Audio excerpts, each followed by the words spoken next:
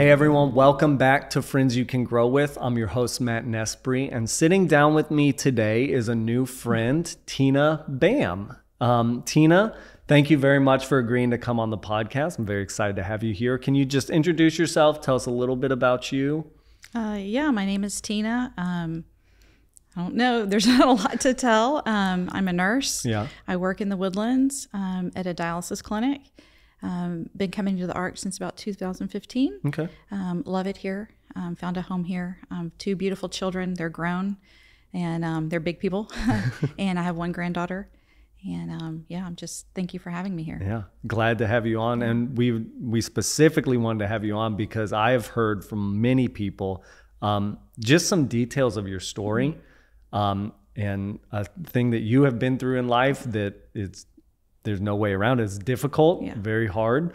And so we wanted to have you on because we want you to share your story because we've heard that you've grown through it, that you've learned a lot through it. And we believe that others can benefit and grow through it as well. So thank you for agreeing to come on and share your story because I have no doubt that it is powerful and incredible. And I'm looking forward to hearing it. So without any further ado, why don't you give us your story? Start where you think is the best spot to start. All right. Well, thank you, Matt, for having me. I really appreciate it.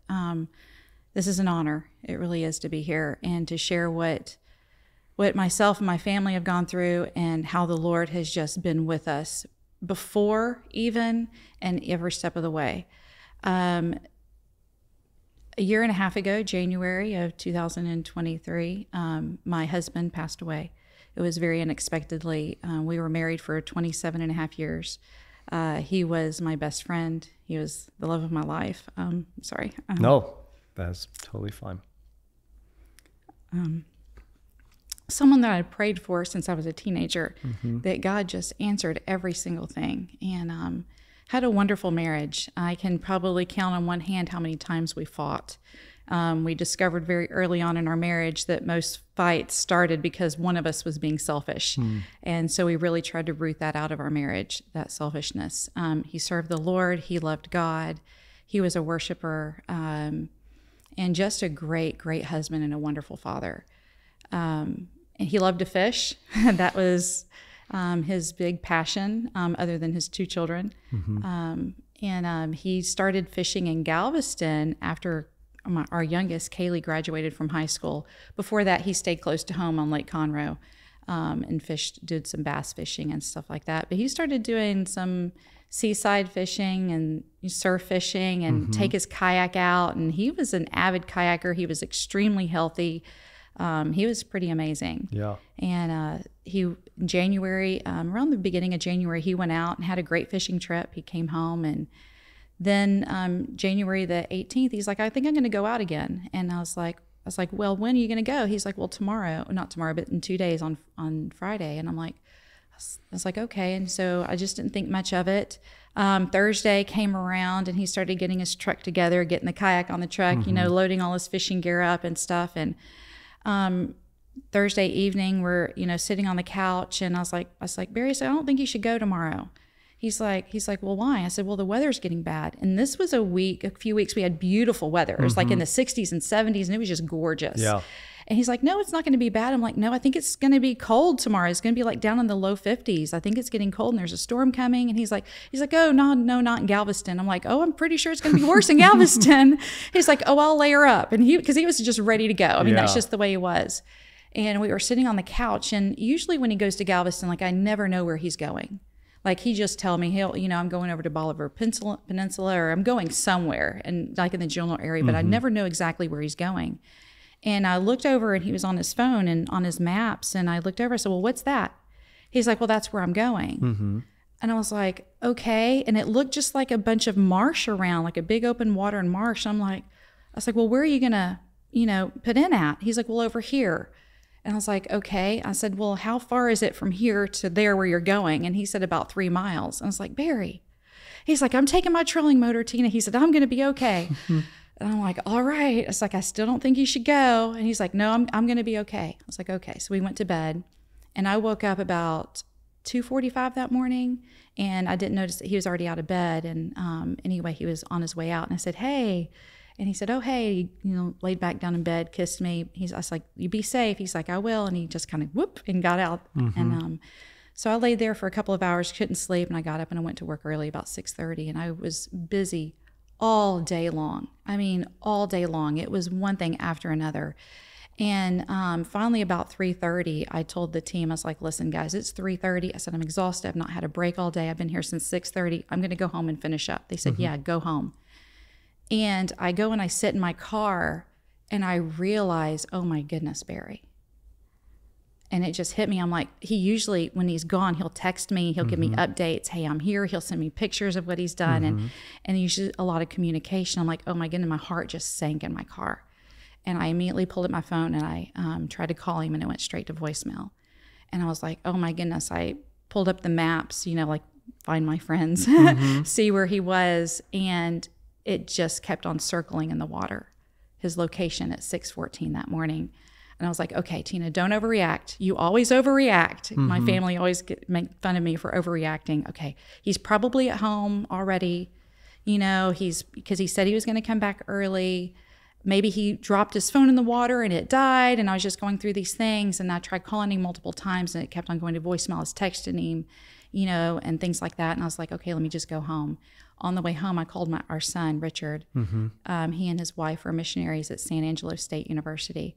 And so it's about 6 hours away. And so I called him, and so I told him everything. He's like, "Yeah, Mom, you're right. Dad's probably just at home already."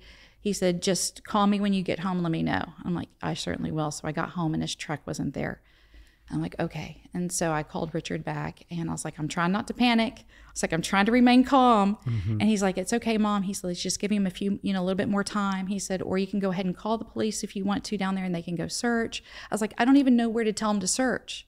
Like, I don't even know.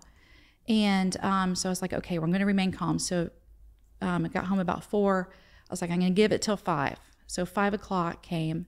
And then my daughter, she finally got home. She lives in Chicago. So we called her a 3-way call and telling her everything. And she's like, okay, Mom, we tried everything. We looked up, like, maybe where did he last do his debit card purchase? We looked in the bank records and stuff like that, and called the bank, and because there was 2 Buc-ee's purchases. I was like, well, maybe he purchased something on the way there and then on the way back, you know, but they couldn't give me a timestamp.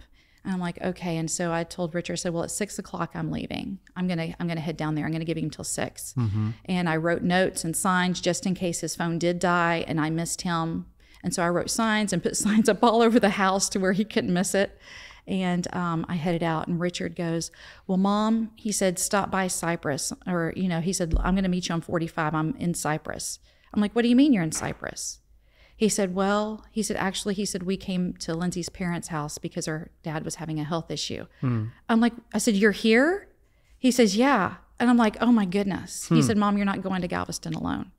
And the fact that he was there and I didn't have to go alone, I was like, God put him in that place because he knew I was going to need him. And so we stopped by 45 somewhere along the way towards Cypress, and I picked him up. We headed to Galveston, and, and on the way there to pick up Richard, in that moment, God told me, he said, he's with me. And I was like, and I saw a picture of my husband standing right there with Jesus. And it looked like him, but it didn't look like him at the same time. And then I already knew in my heart right then that he was gone. I knew before I even got there. And so I picked Richard up, and he was talking, kind of making some jokes and stuff like that and talking. And I was being positive in my speech, but questioning then, okay, God, was that really you? Was that really what you showed me? Was that really the truth? And so based on the picture of, because Richard's like, well, Mom, where are we going to go? I was like, well, I remember looking at your dad's phone.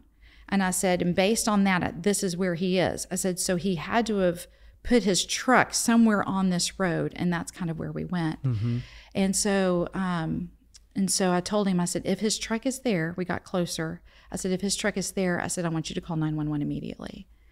And it was about 9:15 when we got there, and we got there at the end of that road, and sure enough, his truck was there. And I just told Richard, I call 911, and I jumped out of the car. I ran down to the shore, and just up and down, I was just yelling his name.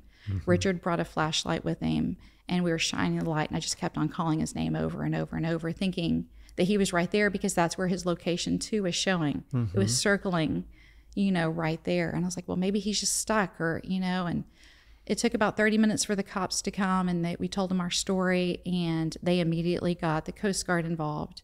And everything happened pretty fast after that. Pretty fast. Within an hour, they had choppers up. They had drones in the air. And then the storm started coming. So then it was about 10 or 10:30, and it started raining, and we just sat in the car just waiting for an update, and they said, we're going to search. And I was like, okay, we didn't tell. The only people that knew was Richard, myself, and our daughter, and that was it. We didn't call anybody else. Because it was now 10 o'clock at night. I didn't want to worry anybody, because, what if we do find him? What if he does come home?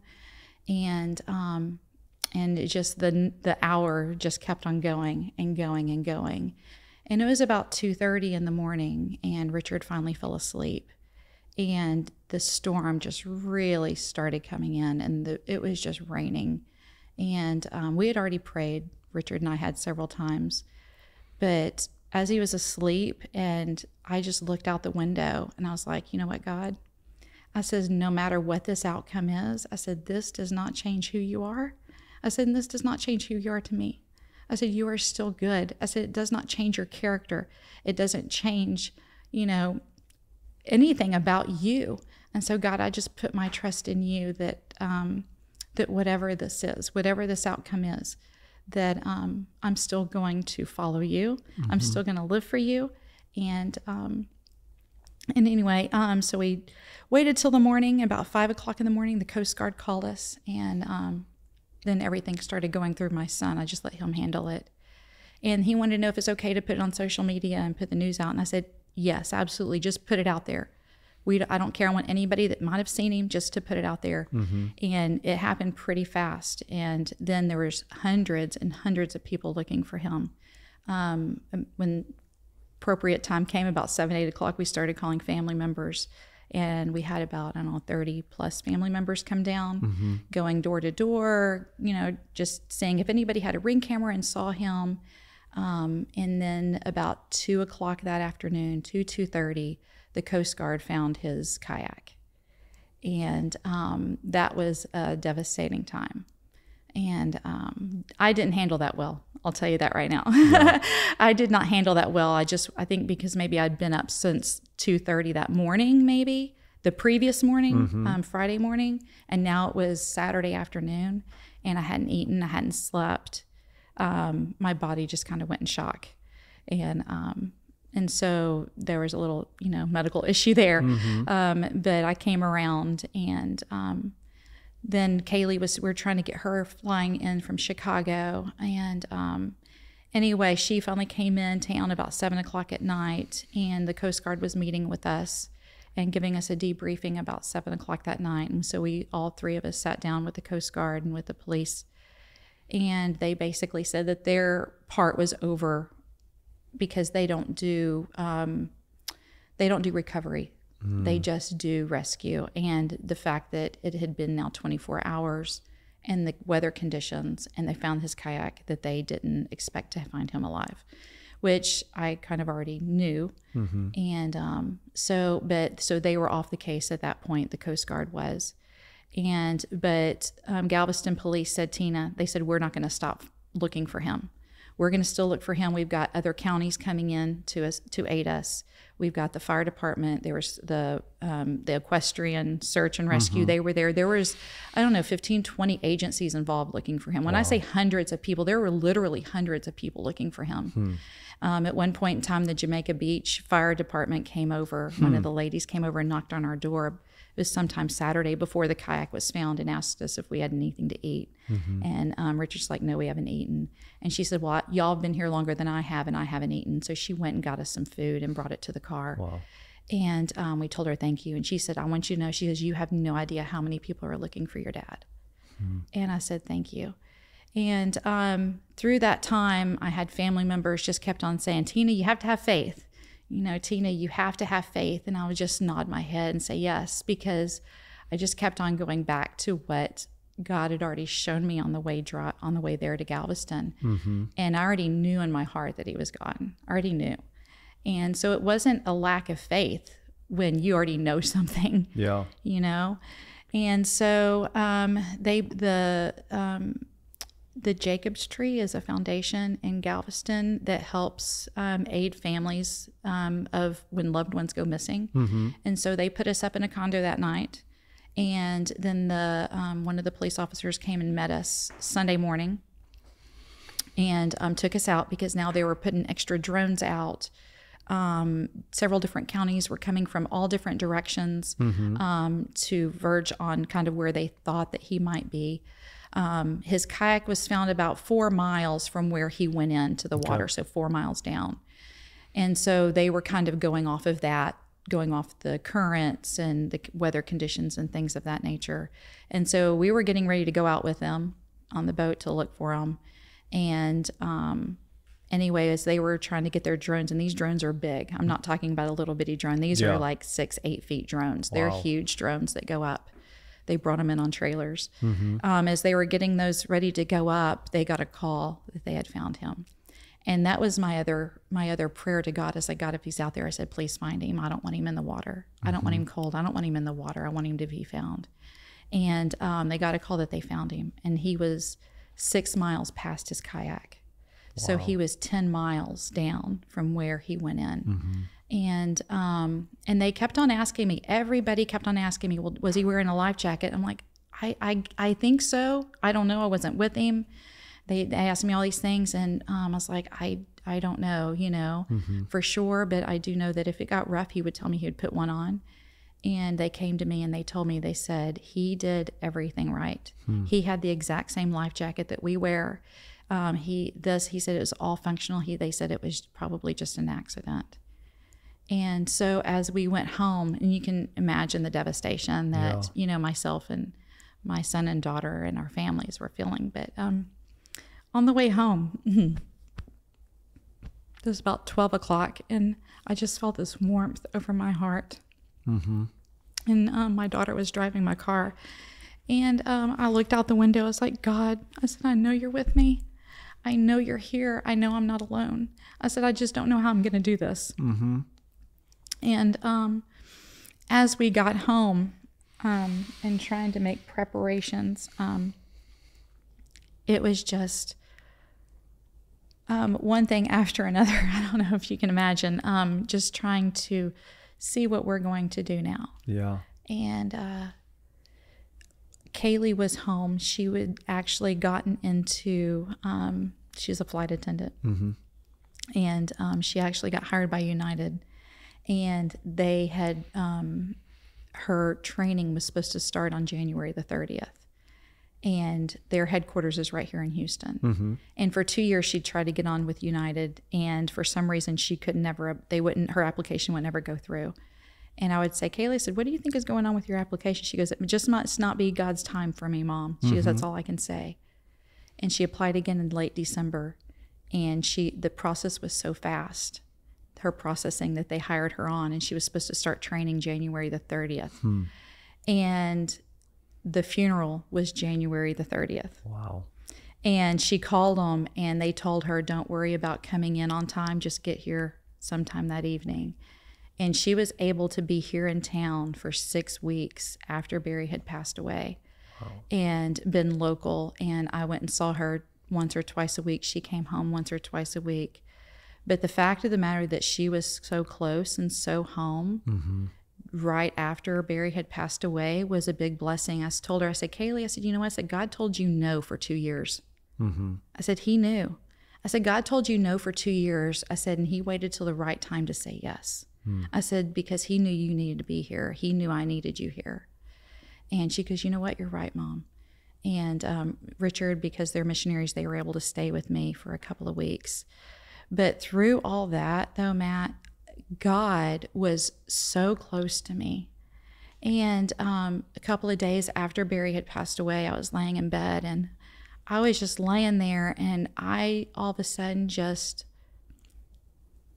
I don't know if I felt guilty. I don't know if I felt embarrassed. I'm not for sure, but I told God, I just started apologizing to God. I said, God, because I was so broken. It was like a piece of glass that just shatters. I said, we didn't just like broken little pieces, big pieces that you can put together. I was like, God, my heart is completely shattered. Yeah. And I said, I am so sorry. I said, I have nothing to hold you. I have nothing to hold your presence. I have nothing to hold your spirit. I said, I am just so broken. I said, I don't know what to do other than give this to you. I said, there's no way. I said, I don't want to be hurting. I don't want to be broken for the rest of my life. I said, I don't know how you can do this. I don't know how you're going to fix my heart. I don't know how you're going to fix my life. I said, but God, I don't want to be broken for the rest of my life. I said, because I know that as I'm broken, I cannot do anything for you this way. Yeah. I said, I'm useless to you. I said, I'm completely useless. I said, God, please forgive me for being so useless right now. And I felt so bad because I had family members coming in and they were like, Tina, you know, I had faith. I believed, you know, and I didn't know what to tell them. Honestly, I had no idea what to tell my family members. Some strong family members are strong in the faith that were now struggling in their faith. Yeah. Because they're like, Tina, I really believe that Barry was going to be found. And I just looked at him and I was just like, I don't know what to tell you. Yeah. You know, I already knew he was gone. Yeah. You know, so I wasn't struggling with that aspect of feeling like God had let me down in that area. Yeah. Because I already know, you know. Yeah. But that knowing, you saying that God gave you that picture, how did that help you in the process before it was final, before the kayak was found, before they recovered the body? How did that help you as your son and daughter are there and they're praying and inside you're thinking, but really, I think God told me something different. Right. How did you balance that? I honestly, balancing that, I didn't really talk to anybody. Yeah. You know, I was at the place to where I just really couldn't say a lot to people because that was the struggle of what I knew on the inside versus what everyone else is telling me to believe. Yeah. And I just kind of held it because I'm like, well, maybe they are right. You know, maybe there is hope. Maybe, you know, maybe I was wrong. Maybe I misheard God. You know, maybe I'm incorrect. And so I didn't really say a lot to them. Yeah. I didn't say anything to Richard and Kaylee. I just kind of kept that to myself. Yeah. And it was just, I don't know, because I was still really devastated when they told me all those things. Right. But I think God was kind of softening and comforting my heart and kind of easing me into that. So it wouldn't be as much of a shock as it was. But yeah. Yeah. As you were going through it, prior to everything, the kayak getting found and his body getting found, what were people doing that was the most helpful? The most helpful, they were going door to door. I had, you know, my brother and my cousin's husband, they were going to door knocking. Some of them were just there and leaving me alone. Yeah. That was helpful, honestly. Just being around Just being there, right? They would get in the backseat of the car and just kind of be there. Yeah. Ask me if I need anything. I said no, because the weather was still bad. The whole weekend, the weather was just horrible. Yeah. It was raining and it was cold and it was very windy. And they asked me if I wanted anything to eat. They kept, you know, offering me things and just being there. Yeah. I think. Because oftentimes when we find ourselves on the other end of that, we want to help, but we don't really know how. Right. So I'm wondering, what were those little things that people maybe did do that meant something to you? You said just them being around you was a big deal. I think just showing up. I was really surprised at how many people showed up in Galveston. Yeah. I really was. And I think just them being there, I'm like, oh, you know, and driving all that way, because they live in Kingwood, they live in Huntsville. I mean, a lot of them drove quite a ways to be there, and they were there and standing outside in the weather and, you know, for all day. So that's Saturday. Yeah. And they ended up going home. Most of them went home Saturday night, and my mom stayed with me. My sister stayed, and then, you know, my kids were with me. Yeah. Saturday night and Sunday morning. Yeah. Wow. So in the time after that, when you've gotten the news and you're starting to have to take those next steps, what was that like? Yeah, I was determined, honestly, I was determined to not go into depression. Yeah. I was determined that I'm still going to serve God. So every single morning, even the morning after I got up, I made my bed. I went and had my coffee and I prayed and I read the word. And the grieving, I never grieved just to grieve. I will say that. I grieved and I called out to God. I poured out my heart to him. And it was never just, oh, I'm over here sitting in a corner or laying in my bed, because I knew that wasn't going to be the answer, just laying in my bed. Yeah. I didn't just lay in my bed and just cry. If I was crying, God, my heart, I don't know what to do with this. God, I need you to help me. God, I'm sad. God, I need you to fix this. God, I don't know what to do. I don't know, what tomorrow looks like, and dealing with all the things that you deal with when a spouse dies, because it's not like another death. I've talked to people that have lost spouses, that have also lost children, or that have also lost a sister, that have also lost a parent. And they have all said that it's not like losing a spouse. Because when you marry someone, you enter a covenant with them, and you become one. And when they're all of a sudden gone, it's like this ripping that happens. And it's like this tearing that happens. And it's very hard to explain unless you go through it. It's like losing a piece of yourself. Yeah, exactly. And I would just pray, God, just tuck all those raw edges under, God, of my heart until they heal. And just tuck them under and just kind of press it out, Yeah. so it's not so jagged anymore. And every day I would just get up and I would just journal. I would pray and I would read. And the only thing at that time that I could read was the Psalms. I read my Bible every day before that, but at that moment it was like, that's the only thing that I could tolerate, if that makes any sense. Yeah. So I would just read and I would write down the scriptures that meant anything to me at that moment. And then I prayed opposite of what I was feeling. Yeah. If I was sad, I was like, God, I'm really sad right now, but God, I know that you're going to restore my heart and you're going to turn I don't know how, this morning into joy. God, I'm broken, but God, I know that you're my healer. God, I'm lonely, but I know that you'll never leave me nor forsake me. And so I'd remind myself of who I was in God. And I was like, God, this does not feel good right now. I said, but God, I know that you're good to me and you're not going to stop being good to me. And I said, I don't know what my future looks like. I don't know what tomorrow looks like. I don't know what I'm going to do with the rest of my life. But God, I know in you it's still going to be good. Yeah. And that's what I honestly, Matt, every single day, that's what I did. I got up. Every single morning I did that. I did not fail. Every single morning, that's how I did. Wow. And that's the only way that I was able to get through. And it took a long time. I will say that.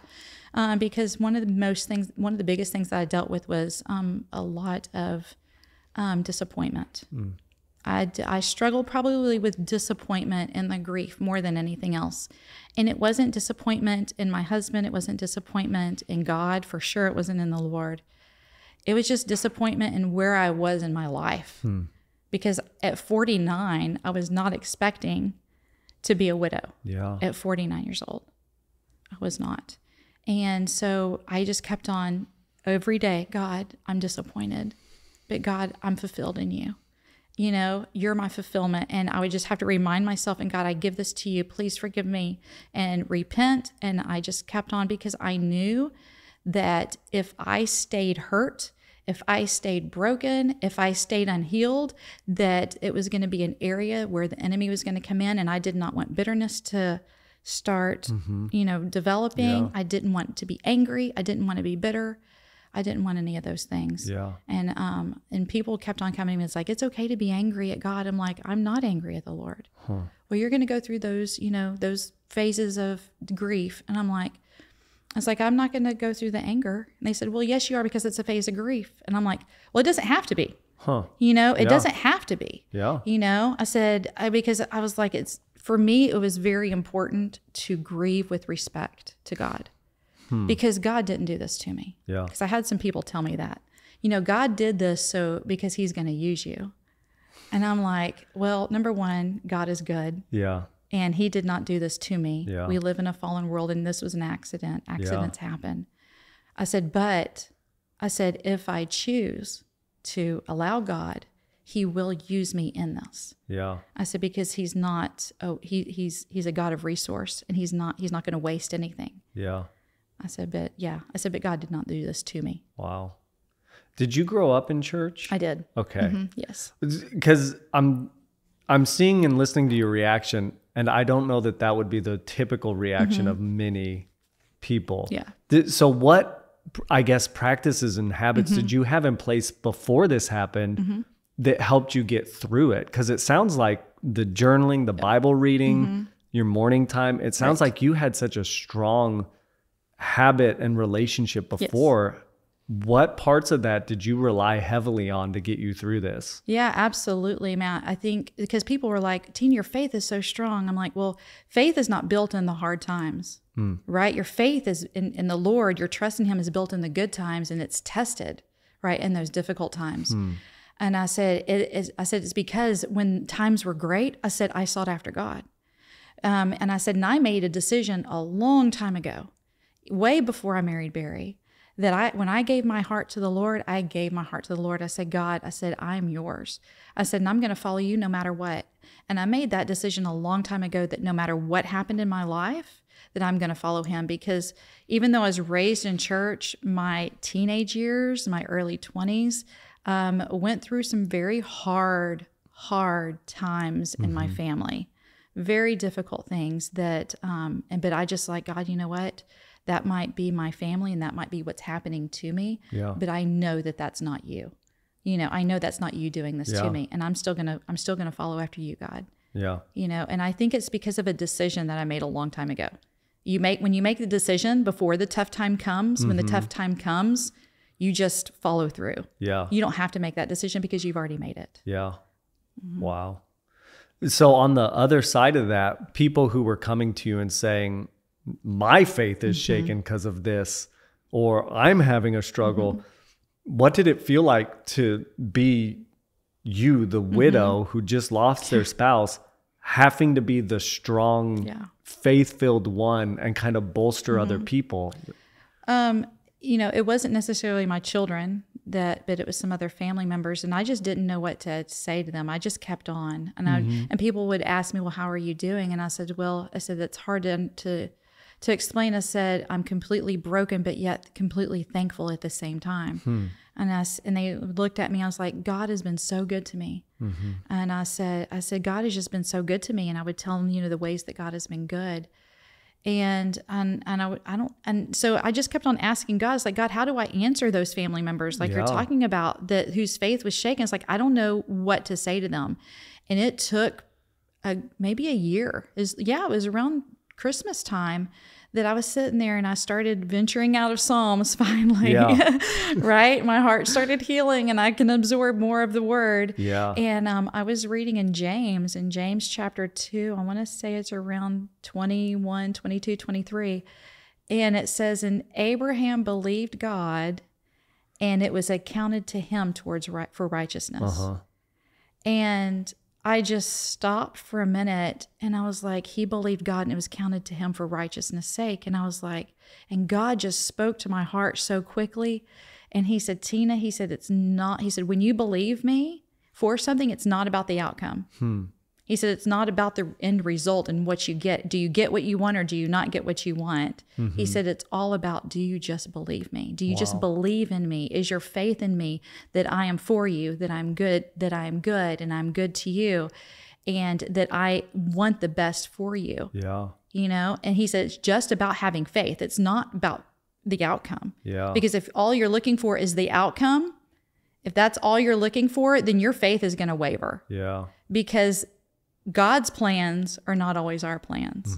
And what he wants is not always what we want. And we do live in a fallen world where mistakes happen, where accidents happen, where people get sick, cancer happens, car wrecks happen, things happen. And you're like, but where was God? And if you look for him, I promise you'll find him at. Yeah. It reminds me of the story in Daniel where the three friends are in the fiery furnace and they say, we won't bow down. Our God can save us, but even if he doesn't, I'm still not going to bow down. Exactly. Wow. That's exactly where I was. I was like, God, even if this outcome it, isn't what we want, I'm still going to serve you, Yeah. because I know that you're good and I know you're good to me. And that all went back to a decision you made Years ago. Years ago. Wow. Yeah. Mm-hmm. Man, that is such a mature faith decision to say that I'm going to believe in you and trust you regardless of how things turn out.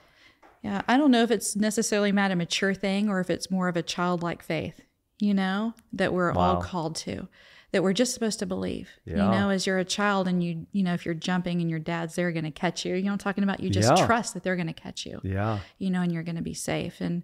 And for me, it's always just been an easy decision. Yeah. Because it's God. Yeah. You know what I'm talking about? And I'm just a person. I'm just a man. I'm just his creation. But he is the creator. Yeah.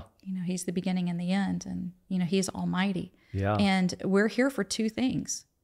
God made us for two things. We are here to bring glory to him, and we're here to bring others into the knowledge of Christ. Everything else that we're called to, the individual callings that he has for us, will fall into those two buckets. Yeah. And so if I'm here to bring glory to God, then I'm fulfilling my purpose. If I'm here bringing others into the knowledge of Christ, I'm fulfilling my purpose. Yeah. And everything else falls into that. Yeah.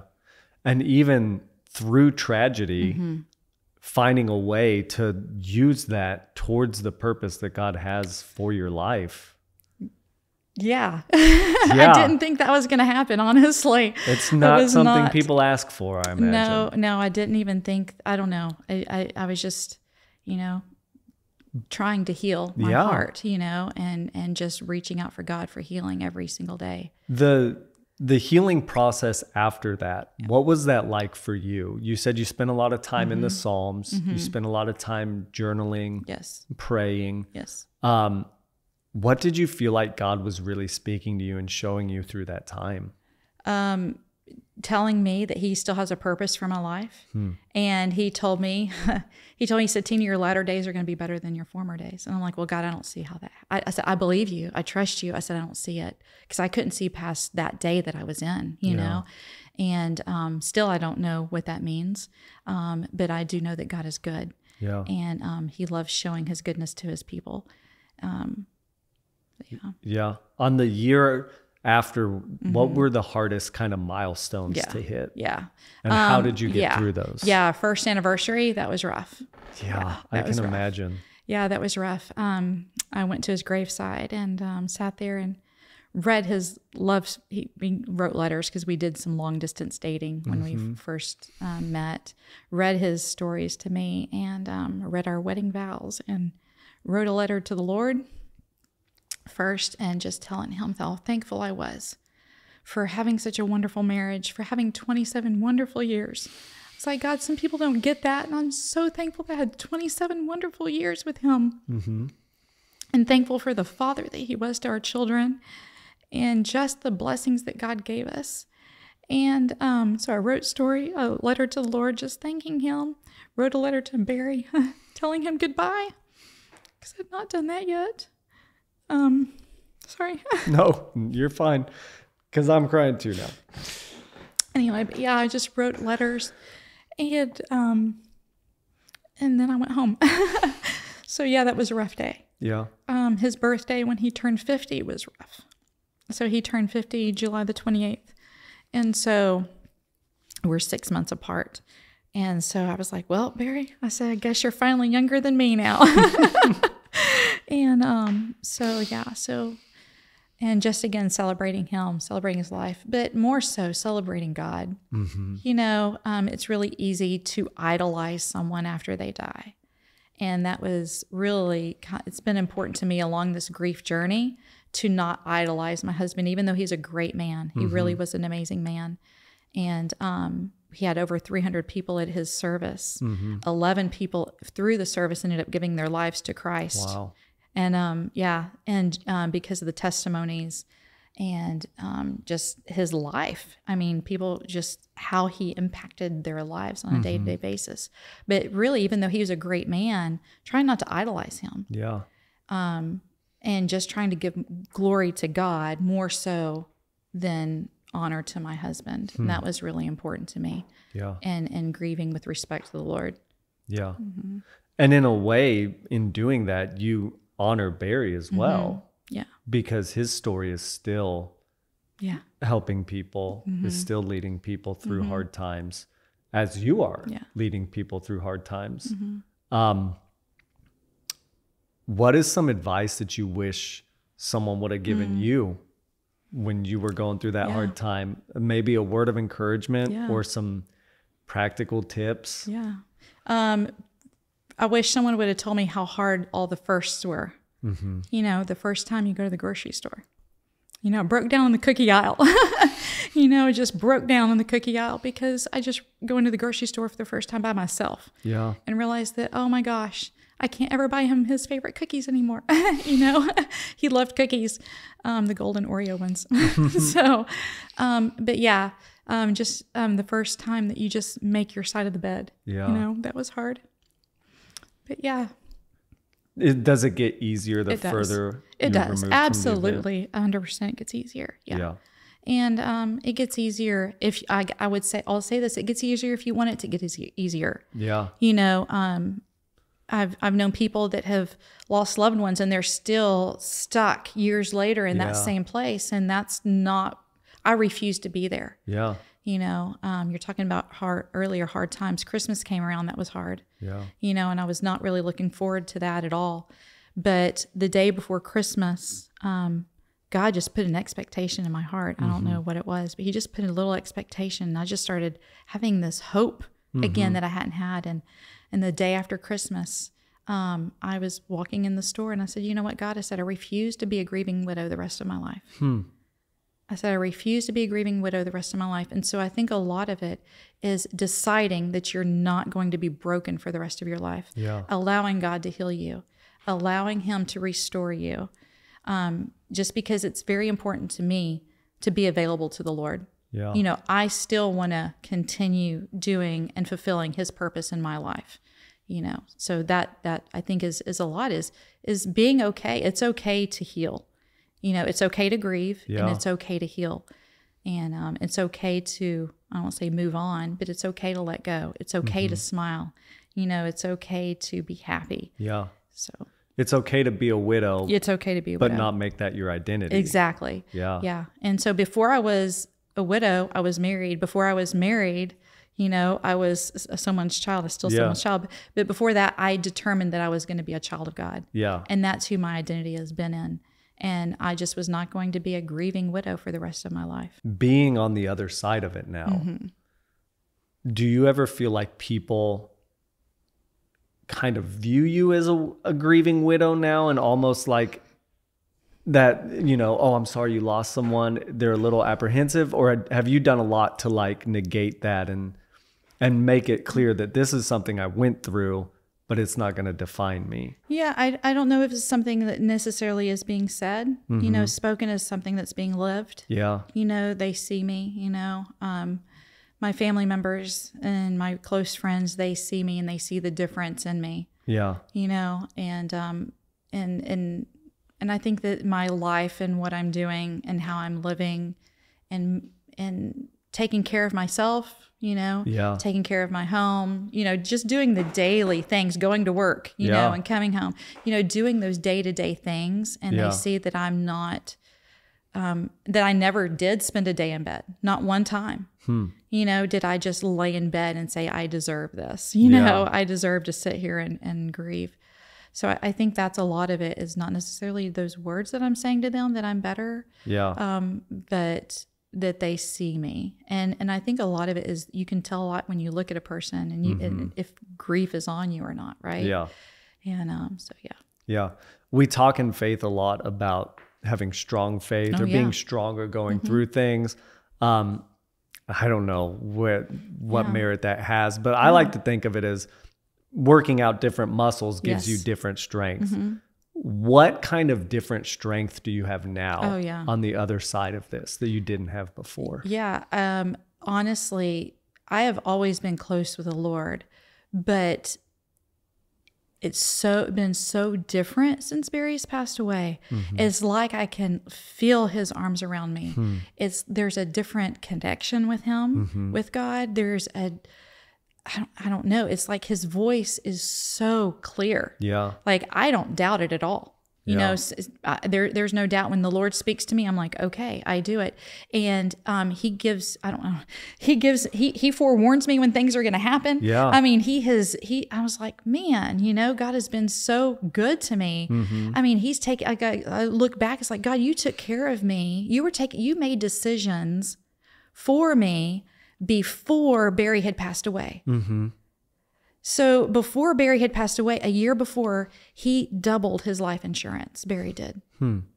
He didn't tell me. I had no idea, because when he passed away, I was thinking, oh my goodness, I'm going to have to sell my house. Yeah. I'm going to have to sell my cars. What am I going to do? I do have a good job, but I can't live in this house all by myself. Yeah. You know, I can't afford all these things all by myself. And so I was, you know, the financial aspect of being alone was also there. And there was just a lot. And the fact that I know that the Lord put it on his heart to do that a year before he had passed away. Wow. And so I was thanking the Lord for that. We had some palm trees back in, was it 21? When did we have that big ice storm? That big 20. freeze? 20? Yeah. We had palm trees around our pool. Okay. 4 big palm trees. And the freeze came, and then after things started thawing, these things just started dying. And I was like, Barry, for I guess 3 years, 2 years, I was like, Barry, I said, why did our palm trees die? I said, there are people around this neighborhood, their palm trees are still looking good. And he'd be like, I don't know. But he would scurry up there, those palm trees, and he would trim them every year. And I was like, I just don't understand why our palm trees died and everyone else's, you know, didn't. I said, what did we do wrong, or what did they do right? I don't know. And he's like, it didn't even bother him. And he's like, oh, well, I don't know. And so in late January, I was out in the yard doing some yard work and trimming some crepe myrtle trees, because he trimmed them every year. Yeah. He trimmed 2. There were 2 left. I'm like, I can't have 2 crepe myrtles untrimmed and 2 trimmed. I said, so I've got to figure out how to do this. Yeah. It was like January I don't know, it was later in January. And I was like, it might have been early February, actually. It might have been longer than that, because his service was January the 30th. So it must have been in February. And so I'm getting all the tools out, right? Because some of these branches are big. Yeah. And I'm like, you know, trying and getting all the tools. I got the clippers. I got the chain. I found a small chainsaw, and I've got this other saw. Yeah. And the chainsaw, the chain kept on falling off. And after I fixed it twice, it just laid there. And I was like, chainsaw, me too. Me too. I've got these crepe myrtles. I can't get the branches off. And I'm like, what am I going to do? So I tried to figure out something else. And I started, you know, coming up with a strategy of, trimming these, and I got all the trees done, both the trees, and had limbs piled up. And after I was done, they were piled up, and I sat on the grass, and I looked in the backyard, and I was like, oh my goodness, God. I said, the palm trees. I was like, I don't have to worry about the palm trees. Yeah. I was like, oh my goodness. I said, God.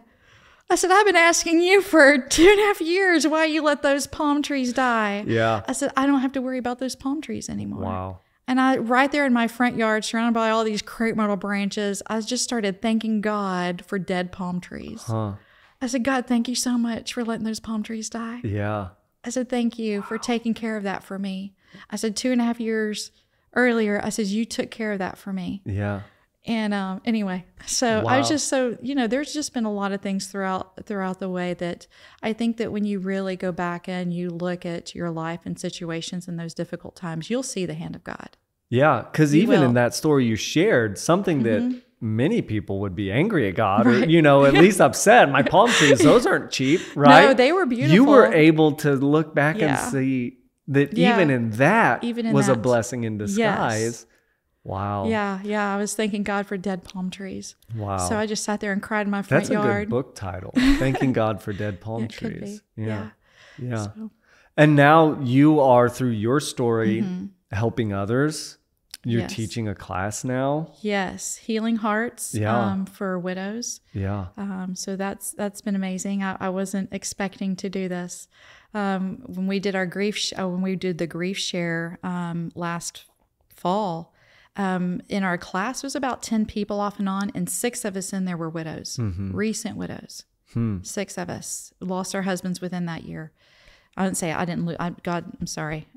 my husband's not lost. I know where he's at, but him passed away. And so I wanted to kind of just get the women together, and just for us to get together in my home. But then I didn't want it to look like I was trying to start something in the church. Yeah. My own thing. Right. And so I went to Pastor Derek and I talked to him. I was like, hey, I said, God's kind of just put something on my heart, maybe just something for widows. And he's like, God's already talking to us. We already have like a logo. And I'm like, oh, okay. And so things kind of rolled from there. That's awesome. And so, so we have a class Tuesday nights. We're going to start our second semester this summer, June 4th, I believe. 6 p.m. Yeah.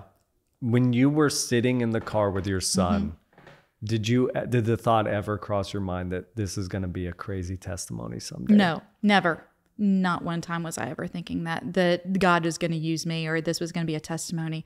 I was just thinking, trying to stay focused on him and even though you had already had that peace. Oh yeah. That God said he was with him. Yeah. You still go through those emotions of loss. Yeah. You still go through those emotions of trauma. They had to call the ambulance because my body just shut down. Yeah. So you still go through those, even with faith like that, even with the knowledge of that, you still process that, but it's redirecting yourself when you come back to, and it's constantly redirecting yourself. And there are days that you're just, sometimes multiple times a day. No, God, I'm focused on you. No, God, I know I'm not alone. Because in those times of hurt, that's a vulnerable time for you. And the enemy, he's right there ready to strike, right? Yeah. He looks for the weak spots. Yeah. He roams to and fro seeking whom he may devour. So, like in the wild, the predator doesn't go after the strongest of the herd. He's going to go after the weak one. Yeah. And I knew I was broken. I knew I was weak, and I knew that I was vulnerable. And so just constantly knowing that I had to constantly redirect my mind to be, no, you're not alone. You might feel lonely right now, but you're not alone. You're sad right now, but you're not depressed. You're paused right now, but you're still going to move forward. And just constantly it was a constant battle to redirect my thoughts. I will say that. Yeah. But that's where the battle was. Oh, yeah. Was in your thoughts. Absolutely. In your mind. That's where it all started. And I think that's why it was so important for me to begin my day with reading the Word. Yeah. And journaling.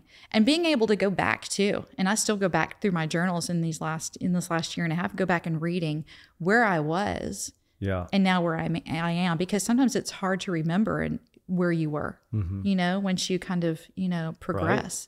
Right. And just going back, it's like, wow, God, you were there with me the whole time. Yeah. Wow. Yeah. Tina, when you think of the future, what gives you hope? God's word to me, honestly. Yeah. God's word to me when I go back and read it and his goodness to me and how he just speaks to my heart and says, you know what? I still have a purpose for you. I still have plans for you. And that's what gives me hope is him, honestly. And just believing his word and believing him and not doubting that whatsoever. Yeah. For people who might be going through something similar, what hope can you give them? Yeah, that you're not alone. People, the pain doesn't last forever. You feel like it does. You feel numb. You don't want to be alone, yet you don't want to talk to anybody at the same time. I want to encourage those that are going through something, don't stop coming to church. You come to church, be in corporate worship. The Sunday after Barry passed, I told my family, I was like, well, I'm going to church. And they said, well, Mom, you might want to stay home. My kids are like, Mom, you want to stay home? I'm like, no, I'm going to church. They said, well, it's going to be difficult, Mom. You know that, going there without Dad. I'm like, it's difficult now. I said, I'd much rather be difficult in the presence of God. They said, well, you're going to cry. I'm like, well, I'm crying now. Yeah. I said, I might as well cry in the presence of God. And sure enough, I'm sure I sit in the middle, like the front middle. And I'm sure Justin's like, who is that lady down there crying the whole time in worship? Because I said they're worshiping and just crying. And after a few weeks, some people around me started coming up and they said, we know you've been struggling and going through a lot. We just want you to know that we're praying for you. And just people just being, because, when you go to church, well, I come here, I all the same people. We kind of all sit together. You got your little area. You don't necessarily maybe talk to them and know their names all the time, but you're familiar faces, Yeah. And so they said, we see you, and we want to know that we're praying for you. And so the people here at the church have just been so good. And so I just want to encourage you, don't stop coming to church. Yeah. When you're going through tough times, that's the time that you really need to dig into God. That's not the time that you turn away. That's not the time that you isolate yourself. That's not the time that you pull away from the Lord. That's the time when you need him the most. Yeah. And I'm telling you, I'm not special. Matt, he doesn't love me more than he loves anybody else. And I know that he'll do what he's done for me for anyone else. As long as you search for him, and present yourself to him, he will. Yeah. Wow. Man, Tina, they weren't lying. You had an incredible story and still have one being written. Yeah. That is amazing. So thank you very much for sharing it with us. Yeah. For sharing it with our listeners. I know it's helped me already, and I can only imagine the amount of people that are going to hear this and it's going to help them. So thank you very much, Tina. And thank you guys very much for joining this episode of Friends You Can Grow With.